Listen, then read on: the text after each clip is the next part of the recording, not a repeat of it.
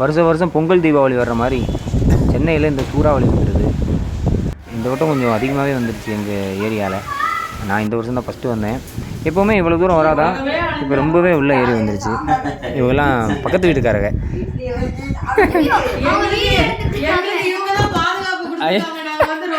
ஐயோ, அவங்களுக்கு இடம் கொடுத்ததோட பிரதிபலிப்பாக எனக்கு 3 வேளை சாப்பாடு போட்டாங்க.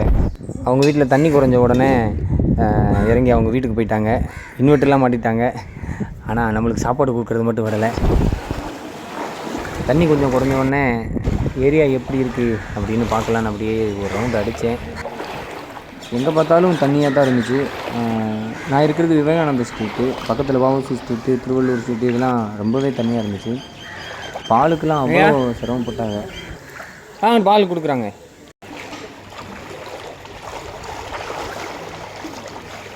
கார்லாம் இன்னும் உங்கள் சர்வீஸ் விட்டு எடுத்து இங்கே எங்கள் மச்சான் வாங்கினாருங்க நிசானு மேக்னெட்டு. 1 மாதம் தான் ஆச்சு காரு. நேற்று போய் பார்க்குறாரு, மேலே உள்ள தலை மட்டும் தான் தெரியும். பாவம் பையன் ரொம்ப சோகமாக இருந்தான். வரும்போது அவனுக்கு பிஸ்கட் வாங்கிட்டு வரலாம். அது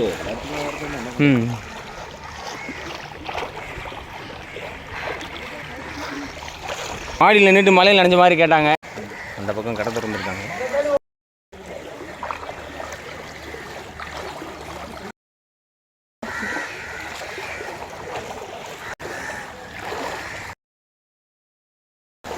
இந்த ஏரியா பசங்கள்லாம் இவங்கெல்லாம் வெளியில் வந்துட்டாங்க பாருங்களேன்.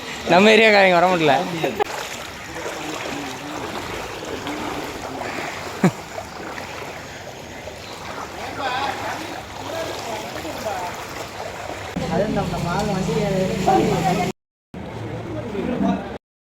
ஐயா, இந்த கம்பு வச்சு ஊண்டிக்கிறீங்களா?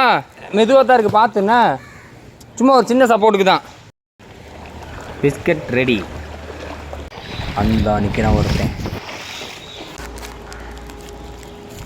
ஒன்று வைப்பேன், நீ சாப்பிட்டா தான் அடுத்தது வைப்பேன். Very good.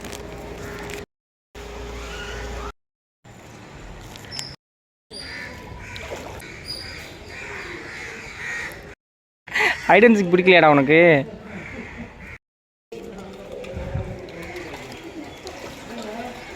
உள்ள இன்னொரு ஆள் இருக்கியா? இந்தாரேன்.